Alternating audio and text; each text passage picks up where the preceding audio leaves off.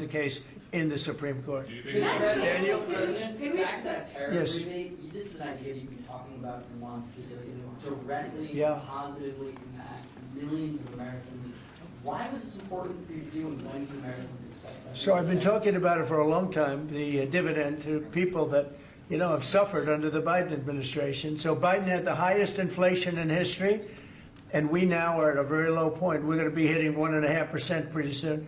So we're at a low point, and he was a high point. We did that. Food prices are way down. It's all coming down. And the biggest decrease, of course, is energy. And, as goes energy, goes everything else. Because when energy comes down, the oil, the electric,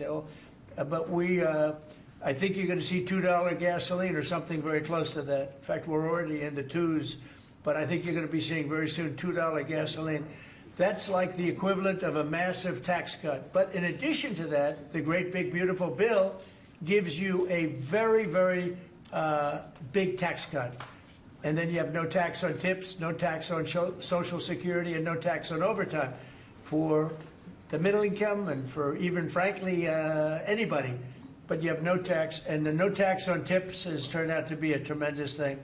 But when you think no tax on tips, no tax on overtime, and no tax on Social Security for our seniors, it's the great big beautiful bill, which has been mischaracterized, but now people they don't want to talk about it because it's so good, the enemy, because it's so good for everybody. It's the greatest piece of legislation ever passed in the history of our country in terms of size.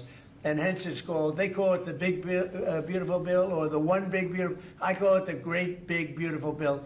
It's an amazing bill for the middle class. It's an amazing bill for jobs.